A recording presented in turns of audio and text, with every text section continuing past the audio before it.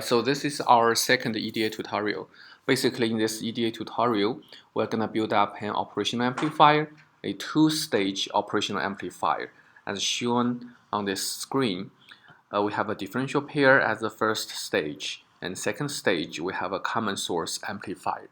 After we build this amplifier up, we have to put it in a test bench to test the loop gain and simulate for the phase margin.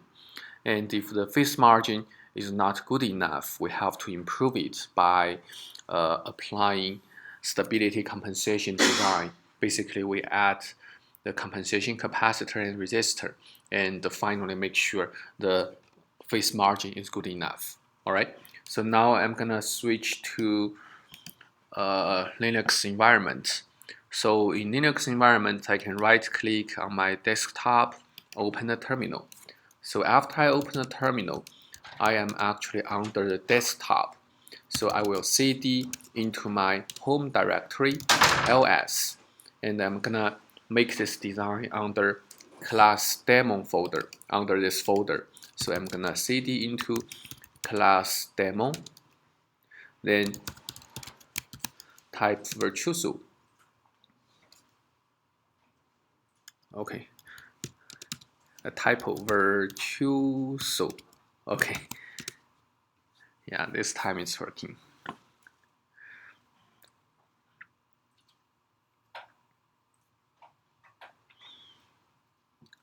All right, so after we type virtuoso, basically we're gonna have two windows, right? One is library manager, and another one is a smaller window, CIW. So on library manager, I'm gonna go to File, New. I will create a new library for EDA tutorial 2.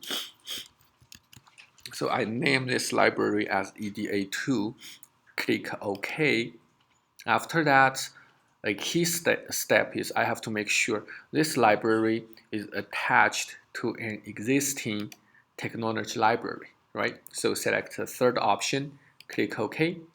Then I'm gonna select library NCSU TechLib AMI06, which represents our 0.5 micrometer process, C5 process, all right? So after that, on the library manager, I can see I have this EDA2 library. Then I'm gonna go to File again, New, create a cell view, okay? And now I have to design a cell view for the operational amplifier. So I name it as OPAMP op-amp. Click OK. And there will be a small window pop out. Then I click Yes to check out the license. So after that, we get to the screen that we can place the instance, okay, place the components. So now I'm gonna take a quick look at the components I have to place on the schematic. Basically, we have transistors M1, 2, 3, 4, 5, 6, 7, 8. Okay, we have 8 transistors. Those are what I want to place under the operational amplifier schematic. But I don't want to have the current mirror, the current source on the schematic, because this cannot be realized on chip. We have to get it from external current source, right? So the basic idea is for OPAMP op-amp schematic, I'm gonna only include the components I can really design for this CMOS chip. And those components are basically here, as we can see, the transistors, 8 transistors, all right? So I go back to, I go back to schematic, press button I, stands for instance. And I have 2 windows. On the component window, I select NCSU analog lab, analog parts, and then go to N transistors, select NMOS4, okay? NMOS4, this represents NMOS, all right? And the one small trick is I can actually name the component, and I want to name them in the same way as what we have on the schematic shown here on this PDF. So basically, we are going to have NMOS file NMOS transistor number 1, 2, 5, 6, and 7, right? So what I do is I actually go to the schematic. I'm gonna here for the names, I'm gonna type, because it's NMOS, I'm gonna use N to denote these are NMOS. N1 space, N2 space, N5 space, N6 space, N7, okay, which means I'm gonna place these components sequentially, all right? After that, I go to schematic. This is N1, I place it over there, and I wanna flip this to make the differential pair. So I go back to the component window, I can click this button sideways to flip it sideways, all right? Flip it sideways and place it over there. This is my differential pair. And as you can see, they are named as N1 and N2, right? And the next one should be N5. So I'm gonna flip it again sideways to make it exactly the same as what we see on the PDF file, okay? This is N5, and for N6, I'm gonna flip it, make it exactly the same as our PDF file, N6, and finally, we're gonna have N7. So we can place N7 here. All right. Very straightforward, okay? Now we have all the NMOS. Next, I'm gonna place PMOS transistor. So for PMOS transistor, okay. Yes. Can you please turn on the lights? Yeah, let me turn off the lights.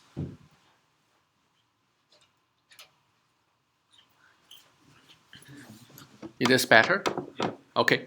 So for PMOS, we have 3, 4, and 8. So I'm gonna name them as P3, P4, and P8 on my schematic, all right?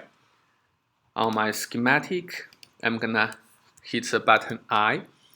And when I become familiar with Cadence, I don't even have to look up the component from the component window. Instead, I can just type the name of the standard cell, okay? So I change it to PMOS, all right? And I have P3, P4, and P8, and start to place them on the schematic. And I wanna flip the P3. So P3 should be there, the current mirror, right? And for P4, I'm gonna place them right there, P4, and P8 should be placed on the other side, share the same current as N7, okay? So pretty much after that, we are done for all the transistors. Does this make sense? Okay, now next, makes a wire connection. So I hit the button W, which stands for wire. I'm gonna do route, so make a connection for every necessary place to build up the circuit.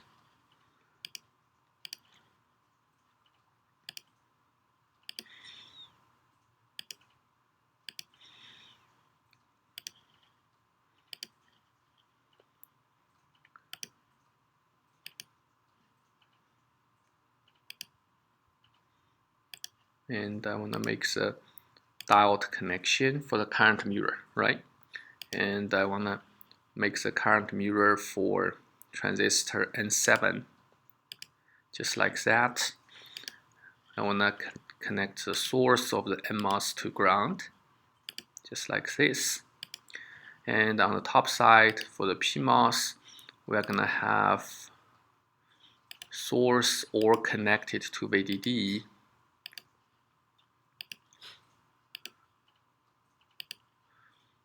And makes a diode connection, and from the output of the differential pair, the signal should go to the second stage.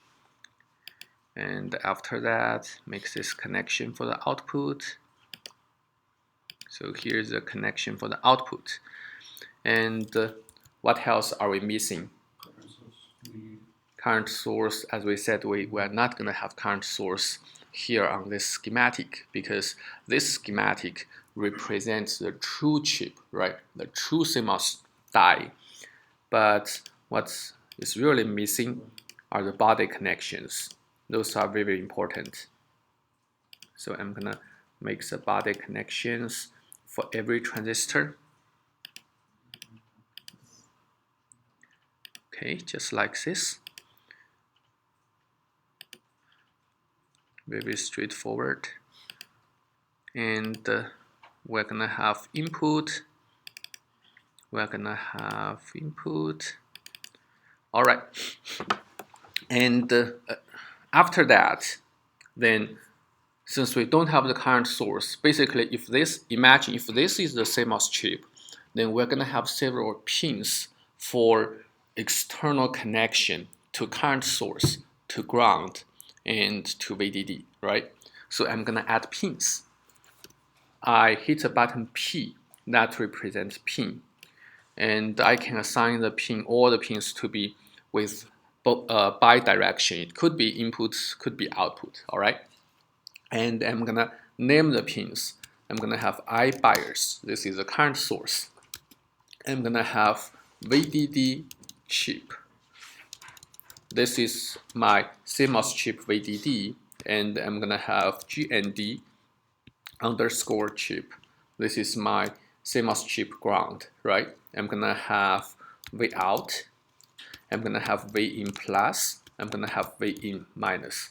Again, if you look at the screen, you'll see I actually place all the pins simultaneously, all once, and I use space to separate the pins, okay? And after that, if I move my mouse to the schematic, then basically I can start from I bias, right? I bias, and let's see. After I bias, that is VDD chip. So I'm gonna place VDD here. I'm gonna place ground over there. I'm gonna place V out over there, right? And I want to flip V out so that the characters doesn't overlap with the wire. So I'm gonna click sideways, place V out over there, all right? Next is V in plus. So which side is plus, positive in? The right side, because right side we have two inversions along the signal path, right? So I'm gonna place V in plus over there. For V in minus, I wanna flip it sideways, place V in minus. All right, so that's all the pins, and I'm gonna add wire connection from the VDD to the circuit. Okay, just like this. After that, do we have anything missing? There are two things missing, at least. Yeah, the body connection for N1 and N2. Okay, theoretically, I can make a wire connection from here, going through this way, all the way to here, the ground, right? But that is not good because it makes the schematic pretty messy.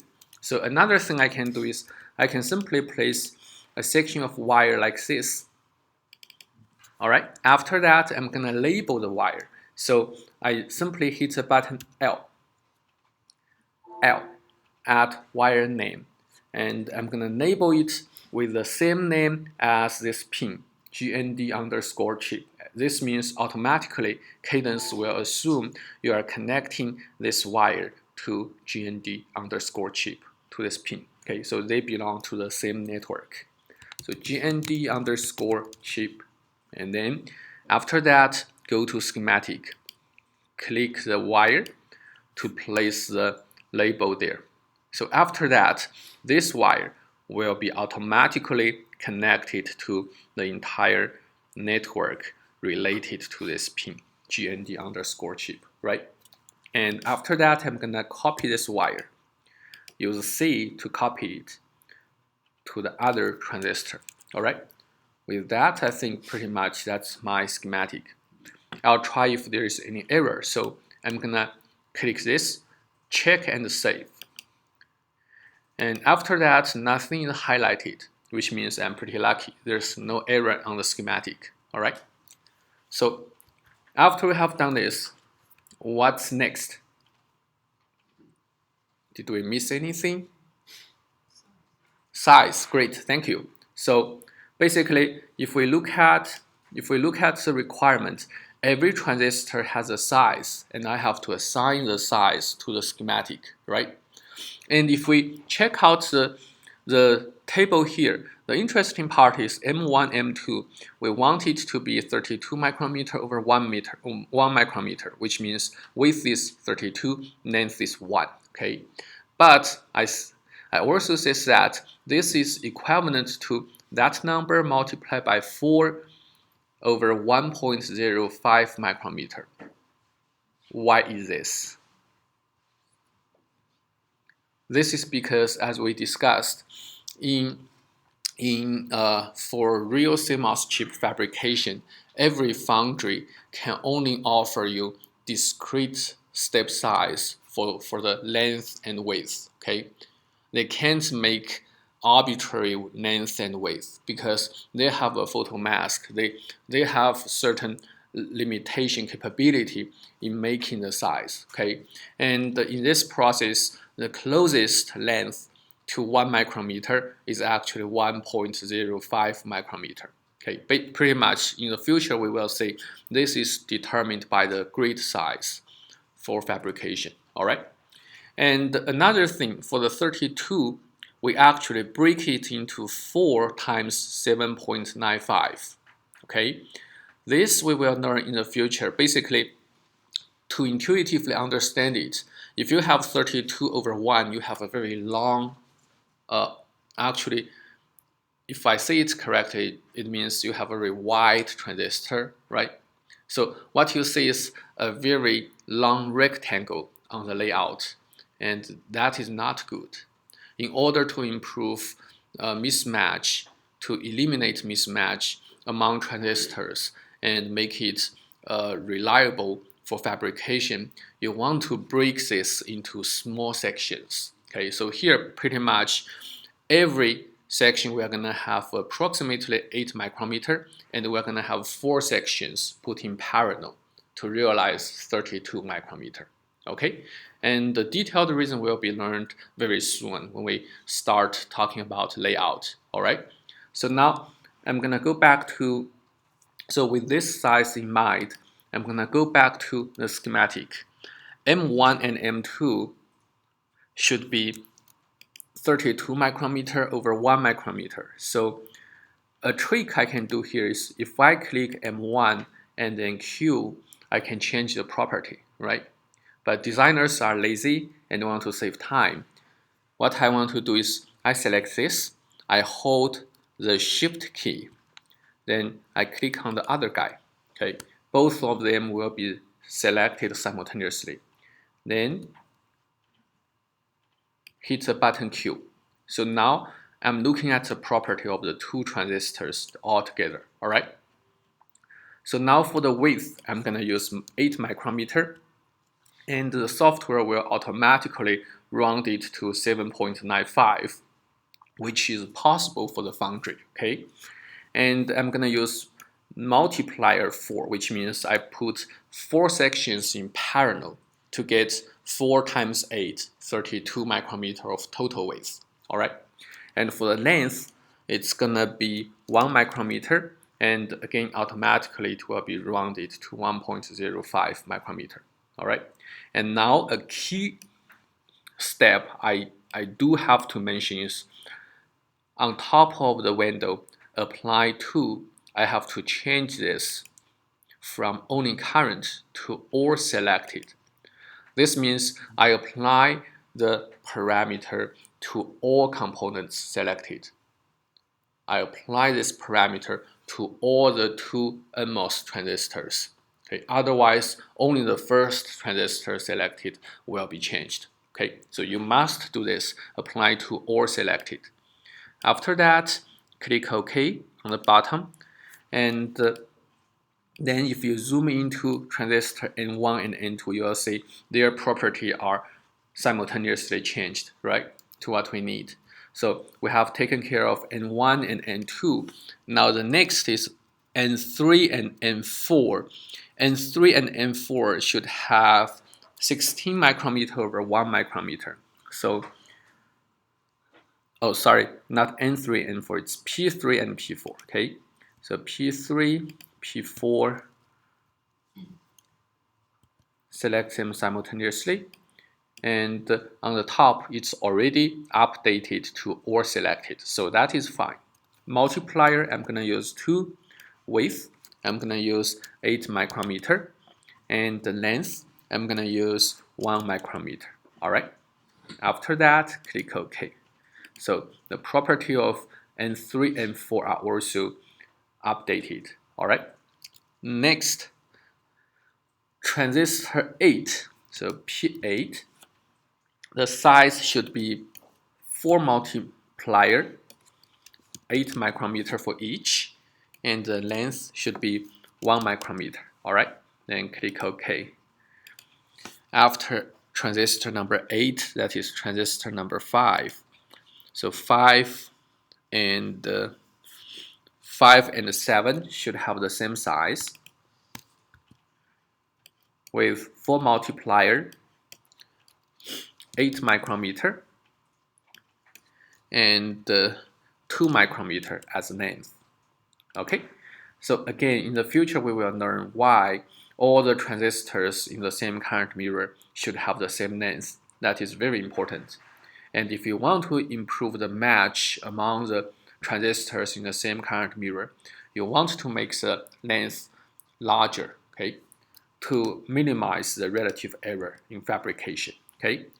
And finally, transistor 6, we're gonna have 1 multiplier and 8 micrometer of width, 1 micrometer of length. So this is for transistor 6. Okay, so after that we are all set for the transistor sizing. And if you are not sure, you can you can check the size one by one to make sure the transistor size is exactly the same as specified on the PDF file. Okay, so looks to me they are all correct. Okay, and one special thing I want to emphasize again is the size is not chosen arbitrarily. The relative size among M3, M5, M7, and M8 is decided to make sure the differential pair is the most balanced, right? Okay, so pretty much this is what we want the foundry to fabricate. And next, I'm gonna build up a test bench to test the design here, all right? And in order to use this design in the test bench, I'm gonna create a symbol for this operational amplifier. And to do this, I go to Create. So the top side, go to Create a cell view from cell view. So I'm gonna create a symbol cell view from the current schematic cell view, okay? Click this, and I'm gonna use all the default, just click OK, and again, click OK, and what I say is now I have a new window for the symbol, all right? So this symbol has several pins, input-output pins, and have a part name, have an instance name, okay? And in most of the companies, like in industry, for practical use and practical implementation in a larger design, you want to change the shape of the symbol to make it intuitive, okay? Because in the future, you may collaborate with others. You want others to easily understand what is the designed component.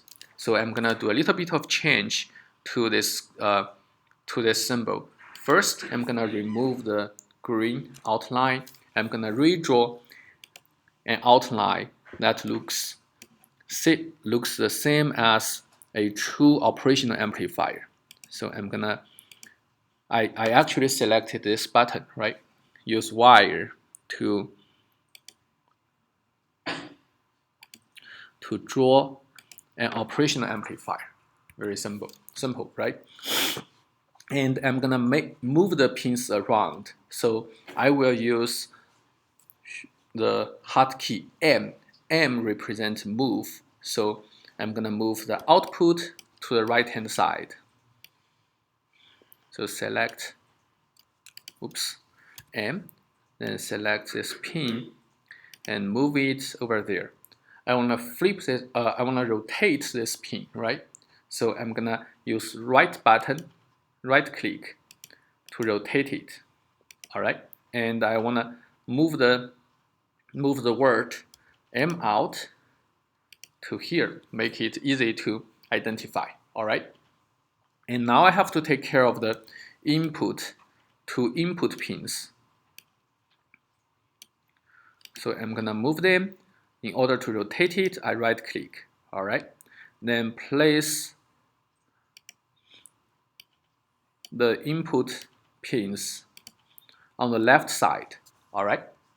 And I wanna place I bias separately.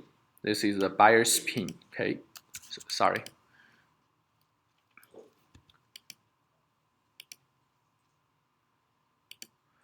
First, I'll reduce the size of the red box. Pretty much the red box means in the future, when you use this symbol, when your mouse is within the area of this red box, then this component will be selected.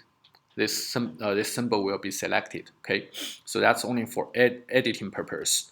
Now I'm gonna move the I bias to the bottom, rotate it. Maybe I'll just place it over there, right? And for I bias, I'm gonna move it over there to make it clear, okay? And we have VDD and ground. So I'm gonna move them around to make it nice, all right? Pretty much, I guess that's all what I want to do on the symbol level, all right? So this is my symbol, and I can save this. After that, I'm gonna close this. I'm also gonna close the operational amplifier schematic, all right? Because now I have to deal with the test bench, all right? So go back to the library manager. For op amp, what we see is I created a schematic view, right? And I also generated this symbol view, and I'm gonna use this in the future. Now I have to create a new cell view. So I go to File, New, Cell View, and I'm gonna create Test Bench, all right? And this is gonna be a schematic, all right? After that, click OK. And on Test Bench, first, I press button I. And on the library, I can navigate to EDA2, the library for this design. I see op amp over there. I click this. Now I move my mouse into the schematic. And what I see is I already have the operational amplifier over there, right? Very simple. So now this is a test bench. It's more like in the lab, if we test the operational amplifier, we're gonna use this chip and we're gonna set up external bias, then measure the performance. Does this make sense? All right, so VDD, we have VDD and ground. So I'm gonna place a voltage source. So in the future, when we get familiar, I know that in library, we need to use analog lib. And DC voltage source is nothing but VDC, okay? And I'm gonna specify the DC voltage as 5 volt. All right, after that, I'm gonna place it over there, okay? I also want to place a ground. So I'm gonna place the ground. I'm gonna drag this ground to separate it a little bit.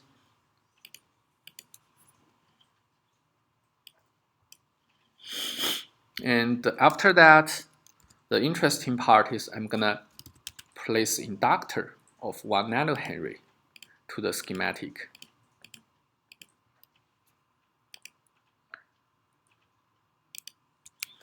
And the connection for the inductor will be like this. I'm gonna do this first, and then we will discuss why do I need inductor here.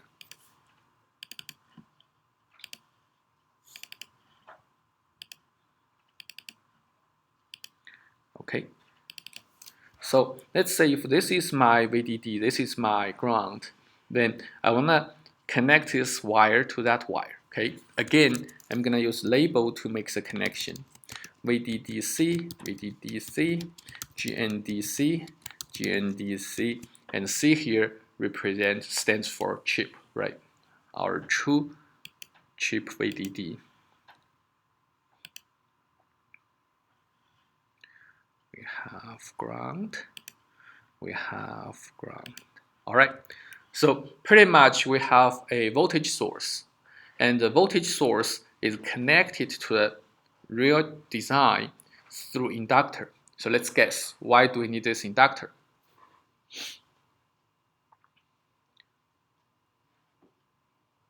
There should not be any change. Current values, the voltage levels are maintained. So when you buy a chip from, let's say TI, you see a black box, right? Is this a real chip? This is not a real CMOS chip. This is a package. It could be a ceramic or plastic package.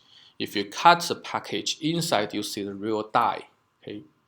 The die is a silicon structure, but what you are using from TI is not silicon structure, because if you only have that, it's going to be very difficult to make a connection to the external world, and the die could be damaged easily, right?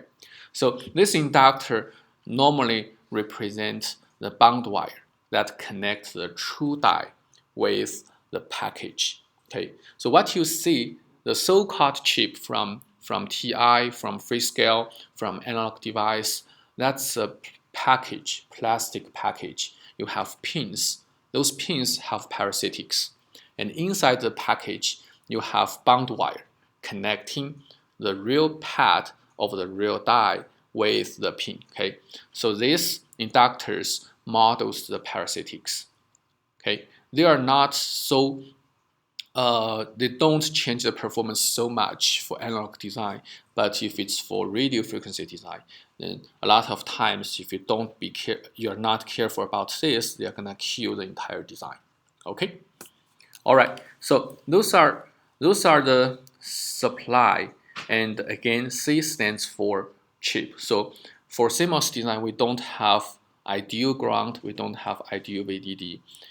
The true ground, true IDD is chip ground, chip IDD, and they are connected to the ideal guys through bond wire, and also actually through cables. But the parasitics of cables sometimes is not that critical, because you can decouple the parasitics, you can bypass the parasitics. Okay, but for the parasitics inside the package, it's difficult to deal with, so you have to model them. All right. And now I'm going to test this operational amplifier. And the easiest way to test the operational amplifier is to measure the loop gain when I have a unit gain feedback. Okay, so I'm going to make the connection first and then explain why that's easy. So if I make a unit gain amplifier, I guess I'm going to have something like this, right? And I'm going to have input. Okay, and the reason this is convenient for analysis is because if we do this, the feedback ratio beta equals to 1. Okay, so if I measure the loop gain of this structure, I'm actually measuring the gain of the operational amplifier itself, because beta is 1. Okay, loop gain equals to beta times the gain of the operational amplifier, right? Okay, great. And what else are we missing here? Bias, right? So I'm gonna add a IDC, DC current, and according to the specification, we need 10 microamp of bias current. So I'm gonna hit 10 microamp. And the one thing pretty important is about the direction of the bias current. If I place it this way, it's not gonna work, because the current has to flow into the operational amplifier, right, for this design to drive the NMOS transistor. So I'm gonna flip the direction, place it over there,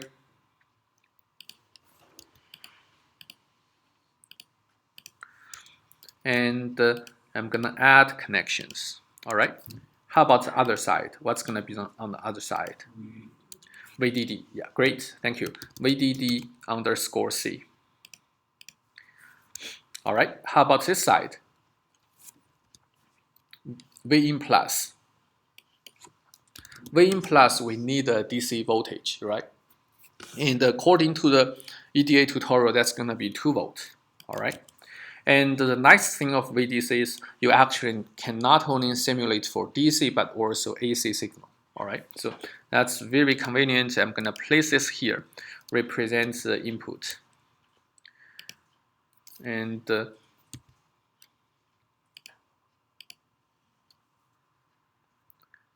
if this is external input, then I have to do this. All right.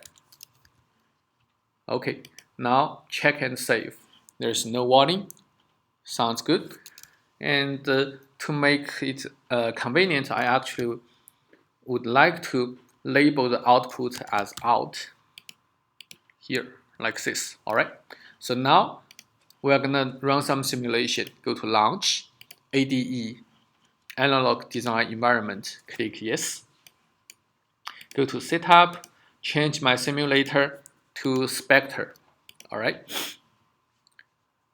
After I change the simulator, I have to specify the model library to model the transistors, right? So goes to there and go to model folder, select NTT, typical, that's for NMOS transistor. I'm gonna add another one, PTT.typical, that's for PMOS transistor. Click OK. Go to analysis, choose, I'm gonna choose DC analysis, save the DC operating point, click OK. And I'm always afraid of the system may crash anytime, so I'm gonna save the state. All right, after that, click the traffic light button, simulation is done, very quick. Go to result, annotate DC node voltage, all right? So now the DC node voltage is annotated on the schematic, all right? I also would like to annotate, go to result, annotate DC operating point, all right? And after that, I wanna enter the operation amplifier to check out if everything DC operating point is correct, right? So I can select this guy, I hit button, I hold shift button, then hit button X to descend into this hierarchy. Look at the schematic, all right? So now let's see what's happening here. We have 2 volts, 2 volts, that looks nice, right? So both sides are 2 volts because we have this voltage follower configuration, and output voltage is also 2 volts, all right? So that's a nice part. But I also see some problem because ideally I want, if we check out the specification, M6 should be 8 micrometer over 2 micrometer, and M5 is 4 times as large as M6, which means this current should be 40 microamp, right? But it's not the case in the simulation result. Something's wrong, okay? I'm gonna check out, I guess probably I entered the wrong device parameter, okay? And that's really happened. So if I look at the property of M8, the length, I made a mistake. Does this make sense? The length should be 2 micrometer instead of 1 micrometer, all right? So I correct this error, okay? I'm glad that I made this mistake. This shows that how we debug things. After you run simulation, you may see it's not working as perfect, okay? Then it means there should be something wrong and we have to track what happened. Now I'm gonna run simulation again. And after that, I see very nice result. This branch, we have 10 micrometer. This branch, we have 39.93 micrometer. That is very close to 40 micrometer, right? Very nice. And this branch, slightly higher, 41.3 micrometer, but still the area is pretty small, okay? And if we check out every transistor, I believe everyone is working happily in active region, okay? Output DC is 2 volts, and every transistor has sufficient VDS. So we have achieved a pretty nice design, okay? Do we have any questions so far? Okay, no. So now, question is, how do we simulate the loop gain? And in Cadence, there is a stability simulation offered by Spectre, a very convenient tool. So what I do is, I'm gonna go back to my test bench. I don't want to change this schematic because this is what I want to tape out, right? If I add any ideal thing here, that's not correct. I have to fabricate this. So I go back to the test bench. Here I have to insert a probe, and pretty much I insert a 0 volt DC voltage source to the loop. This is actually a probe. It acts as a probe, okay? Because this is 0 volt, it does not affect operation at all, right? A 0 volt DC voltage source, it's more like a short circuit. But with this probe, we can set up a nice stability simulation. So I go to analog design environment, choose analysis, choose STB, stability simulation, okay? And I'm gonna sweep frequency from 1 Hertz to 1 gigahertz, all right? To make the body plot and find out the gain crossover, phase crossover, or phase margin, okay? And on the bottom, the key point is it asks me for a probe to test the stability of a loop. So here on the bottom, I have to click select, and then on schematic, I'm gonna click on this voltage source, 0 volt voltage source. This is my probe, okay? Go back. Oops. And go back. Then you can see for the probe name, it's automatically filled in. Okay, V2 actually represents this probe. The probe's name is V2. Okay, so in the future, when you get familiar with Cadence simulation, you don't even have to bother to click on the schematic. You just need to type the name of this instance. Then it's properly set up. All right. Okay. After this, I'm gonna click OK. To avoid crash, I'm gonna save the state again, save it as a cell view. All right, and then run a simulation. And after that, from the output log, you can see stability simulation actually simulates the performance at different frequencies from 1 Hertz to 1 gigahertz, as I specified. Then I go to result, direct plot, main form. And on the main form, I have stability analysis result. I'm gonna plot the loop gain. I'm gonna plot both the magnitude and the phase. And for the magnitude, I'm gonna plot dB. And because this is voltage, we have to apply dB20, right? And I'm gonna add this to the output so that in the future, after I simulate it, it will automatically update the result, all right? After that, click plot. So here we go, we get the result. We have basically 2 curves, and as you can guess, one curve represents gain magnitude, and another curve represents phase. Okay. I think this is gain magnitude, and this is phase. To make it clear, I can right-click on the screen and select Split Current Strip, and I'm gonna split the 2 traces. So I click trace. After that, I get 2 windows. Okay, just like what we did for body plot, right? And the magnitude dB20 is shown on the bottom side. Normally, we probably are more used to have it on the top. So I just need to drag this window to the top. Very convenient, right? So After this, I'm gonna find out the gain crossover point. So I'm gonna highlight this curve, go to marker, create a marker. And for this marker, I'm gonna place this marker based on the y-axis value. I'm gonna place the marker at 0 dB. So I enter 0, click OK, and now we see a marker is added, right? I drag this label over there. It tells me the gain crossover for 0 dB is 376 megahertz. Okay, next go to the phase, and then I'm gonna go to marker, create a marker. This time I'm gonna specify the frequency as a gain crossover frequency, right? So the frequency should be 376.733 megahertz. Click OK, and then we get the phase reading. All right, very nice, right? Yes. Locally, phase crossover frequency should be 10 times less than the gain crossover frequency. We are not looking at phase crossover frequency.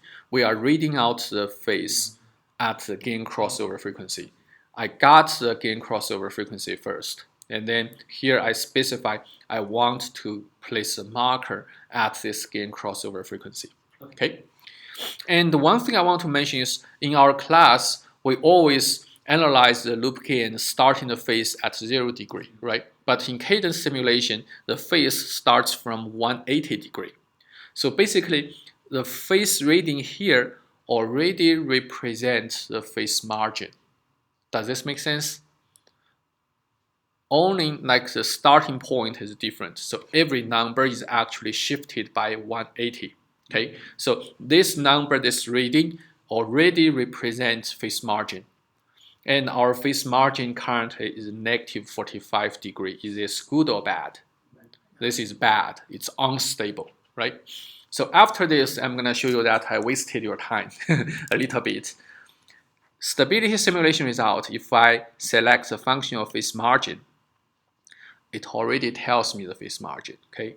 Very, very convenient. So here on this window, it already tells me the phase margin is negative 45.05 degree, okay?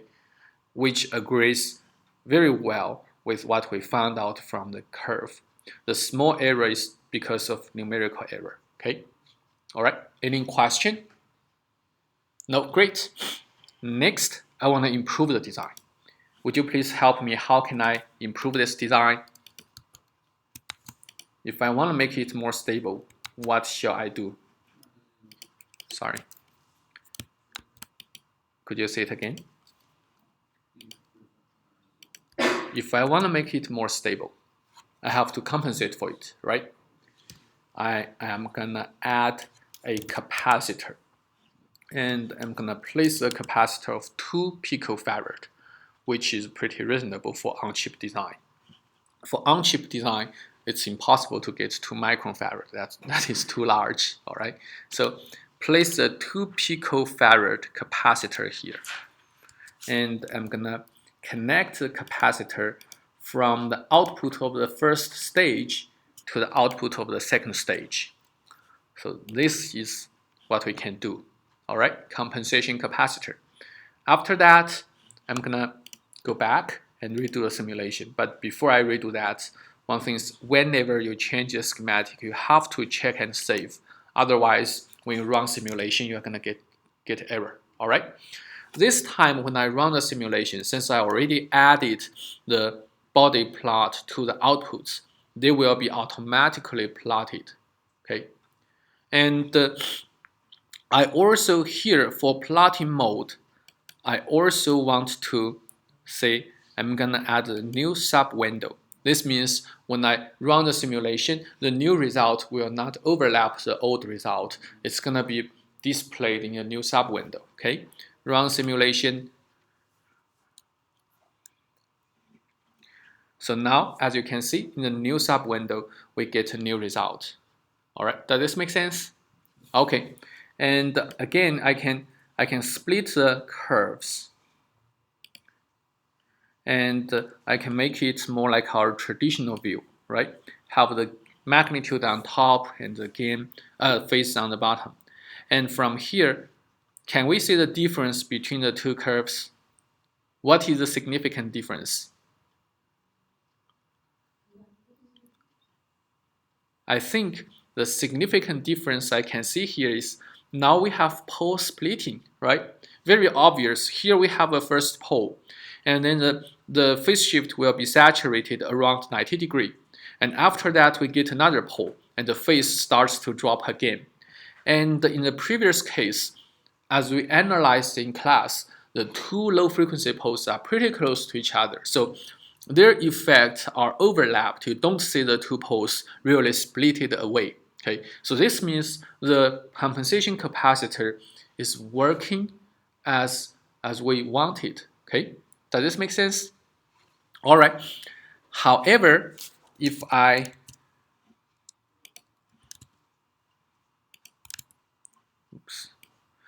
check out the phase margin, I can place markers to check out phase margin, right?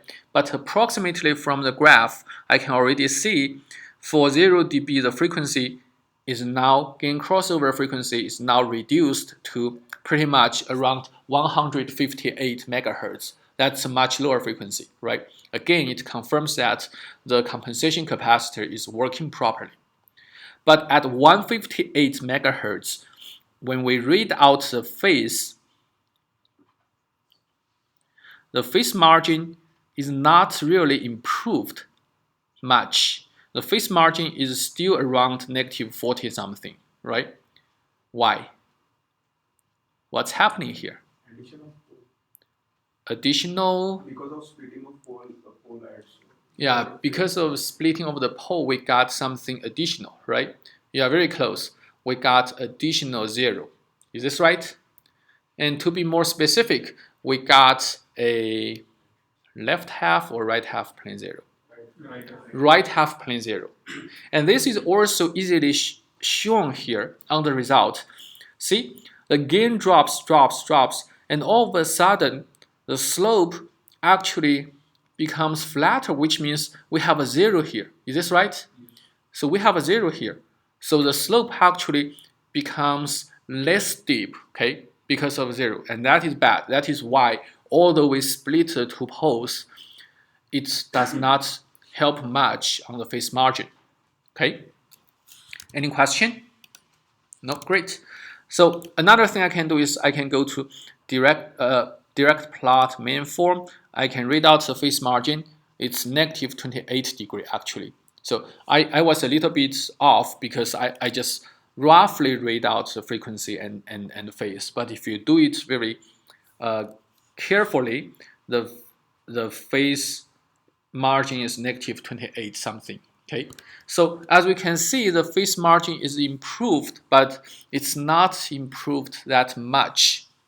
Does this make sense? All right, great. So I'm gonna drag this curve into that side to show what's happening, what is the change.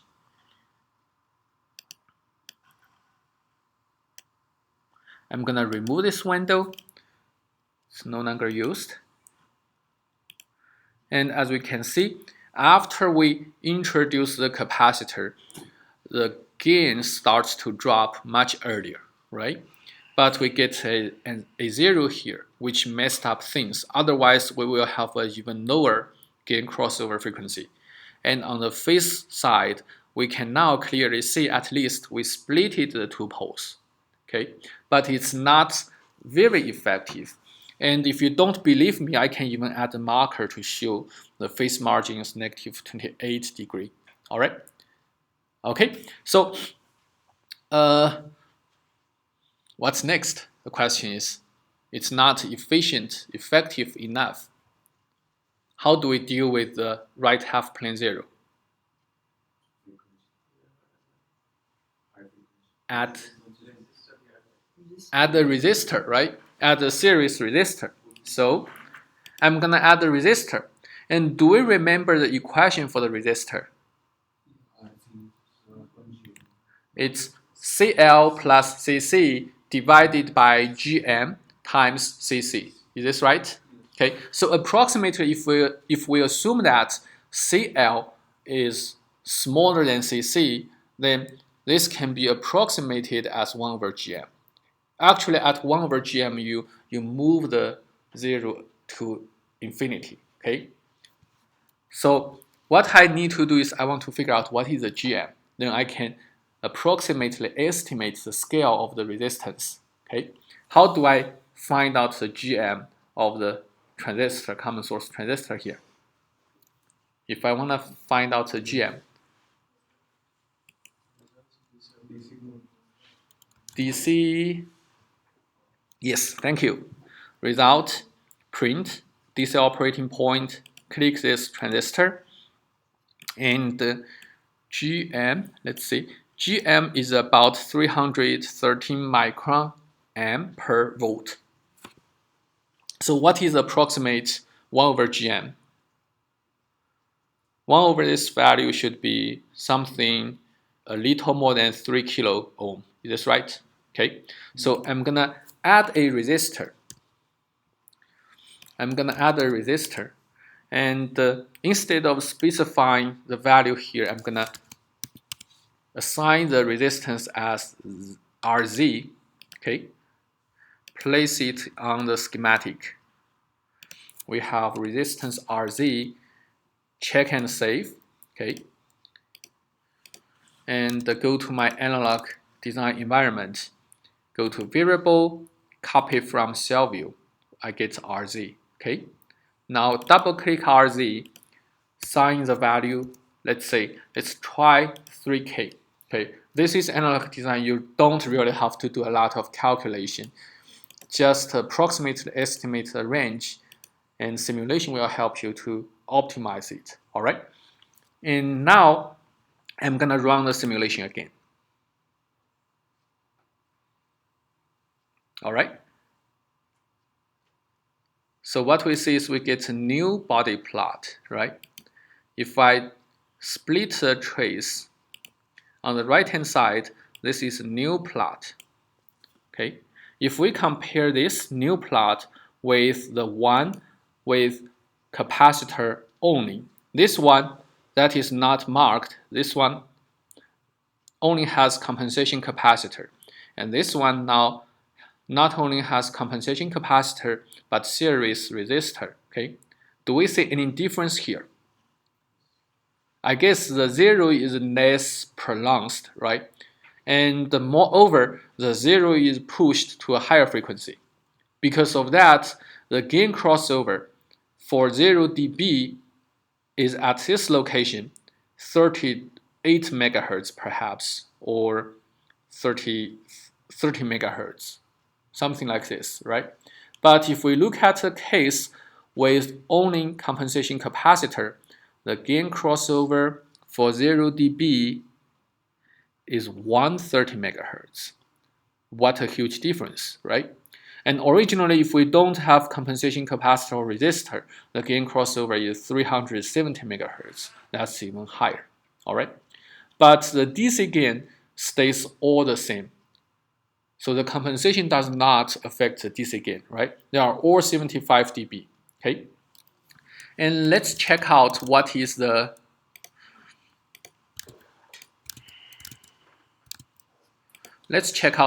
phase margin. So I can go to result, direct plot, main form, check out phase margin.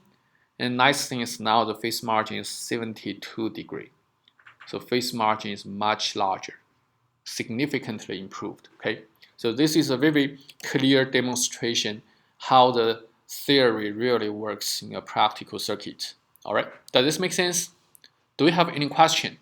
No? Finally, I want to show you a very powerful tool, but I don't want you to abuse it. Sometimes when people design circuits, they just sweep all the parameters, and that's not good. You have to understand the operation first, then do a little bit of sweeping to find out the optimal variable, right? So what I'm gonna do is I'm gonna sweep RZ and see how phase margin will change as RZ changes, all right?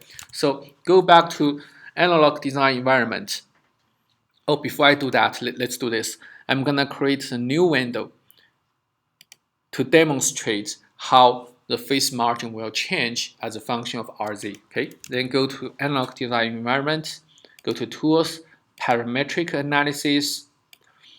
I'm gonna sweep the variable of RZ from 1 kilohertz, 1 kilo ohm to, let's say, 10 kilo ohm. Let's do it more aggressively because it's computer, okay? Linear steps, 1 kilo ohm to 16 kilo ohm, and step size 1 kilo ohm, okay? Pretty reasonable, right? Now I'm gonna disable the plot. I can actually still enable the plot of loop gain, that's fine, all right? I'm gonna click this green button to run the simulation. So there will be 17 simulations performed, okay? So after that, as you can see, left side is a phase and right hand side is a gain, okay? As you can see here on the top, if I look at the gain amplitude,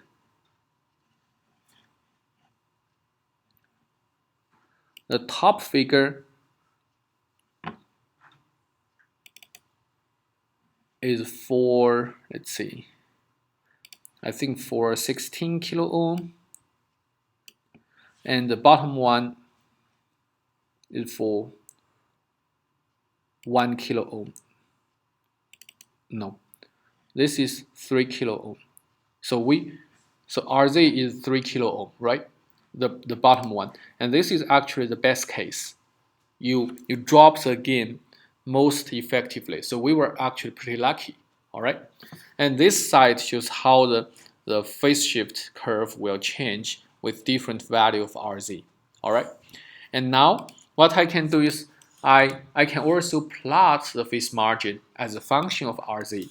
So go to analog design environment, direct plot, main plot, phase margin. I'm gonna plot phase margin.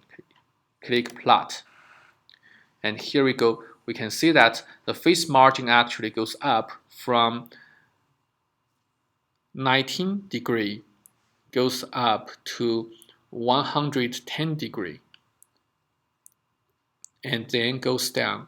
If the resistance becomes large, like 12 kilo ohm or 16 kilo ohm, that's not helping, right? Phase margin will be negative because the resistance is too large. And based on our analysis, 1 over Gm, actually the resistance should be slightly larger than 3 kilo ohm, right? So this simulation also confirmed this, right?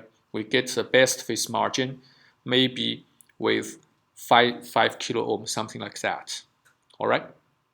Okay, and another thing I want to continue to do is, I think this will be the last thing I want to demonstrate today. All right, I'm gonna do another sweep because as I mentioned, I'll close this window.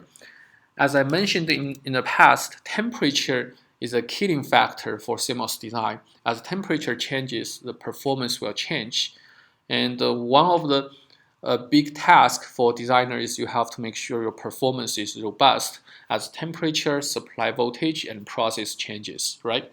So I can actually, if I go to parametric analysis, I can add another analysis, add another row. And now I'm gonna sweep the temperature. And temperature in the system is a default variable, TEMP. You don't even have to define this. This represents temperature, it's already there. I'm gonna sweep it from negative 120 degree to negative 20 degree to 120 degree. Let's do a linear step simulation with a step size of 10 degree, all right? And after that, this time I don't want to plot the phase margin or loop gain, those kind of things. Just run a simulation. Run a simulation for, oh, it tells me this will generate 240 points. Do you wish to continue? So maybe I will be less aggressive. Let's try 20 degree step size. Yes? About this temperature, is that a Celsius or the Fahrenheit? This is Celsius. Okay, Celsius. And this temperature is a local, will also include locality which takes place when the chip is running, or this is the environmental temperature? No, this is a good question. So temperature here, actually this represents the junction temperature. And normally the junction temperature, the true chip temperature is 30 to 50 degree higher than the room temperature. Okay, so that is why even for the simulation, you can see the temperature is slightly actually shifted towards the higher temperature range. And also the killing factor normally is high temperature, not low temperature. As temperature goes high, you get less gain and a lot of performance will degrade. You get more noisy. Okay? I just want you to repeat on that. It's a degree Fahrenheit, right? Celsius, degree Celsius. From negative 20 degree to 120 degree, step size is 20. Oh, yeah, I made a mistake. So again, see, we make mistakes a lot of times. The reason it warned me I have too many sweep points is because I enabled sweep for both variables. So if you do the calculation, you multiply the steps for the two sweeps, then that's going to be a lot, right? I only want to sweep temperature in this case. So I disable the sweep of RZ and then run the simulation. So after this is done, I go back to analog design environment, go to result, direct plot, main form, and plot the phase margin. And as you can see, when temperature increases, the phase margin will drop, right? Okay, so this is how you analyze the performance with a change in temperature or other parameters. So with this, you can actually, after this at home, you can try different things. You can sweep the VDD, definitely, right? You can sweep the supply voltage. Let's assume you are using battery. The voltage always drops as time goes by. So check out how the performance will change as supply voltage changes. You can also change the model file. You can, instead of using typical performance, you can use fast or slow or a combination of fast, slow, and see how the performance will change. Okay? All right. Do you have any other question? No? If no question, then last thing, I'm taking a lot of time, sorry. Last thing I want to demonstrate is after you have done this, you definitely want to submit this as your homework or final project, right? Go to, on schematic, go to File, Export Image, right? And here you can choose how to save the image. Like you can save the visible area or entire design. And in this case, there's no difference, right? And the important thing is background color. If you use black, it's gonna consume a lot of ink from your printer, and sometimes it's not clear. So I'm gonna change the background color to white. Click OK. And you also have different format to save it. You can save it as PNG, JPG, or other formats, right? And right on the name, I'm gonna save this as op amp schematic. And today is July the 23rd, 2015. And I can click this, and I'll save it, or you can copy it to clipboard, right? So save to file. And after that, if you go to file browser, then go to class demo, you see this, right? This file. So this is pretty much your schematic design. Nicely saved. And also for simulation result, you can also save the image. So you can do file, save image. And here you have multiple options, and normally I will recommend you to check this. Replace background color with white, right? And you can save either a single sub-window, the selected sub-window, current sub-window, or select all the sub-windows. And you can save it using a single file or multiple files. Depends on your preference, right?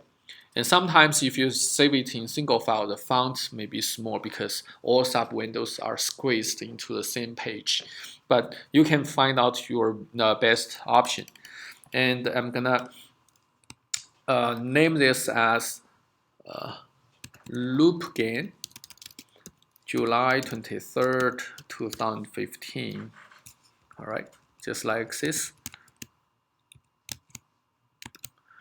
And you can choose different formats, PNG or even PDF, vector format, then click Save. After that, go to your project directory, then we get a loop gain, right? And if you open it, you see this is the result. Again, if you have multiple sub windows on the same page, then the font size may be slightly small. But if you save it on a separate page, then you can get a very nice plot like this.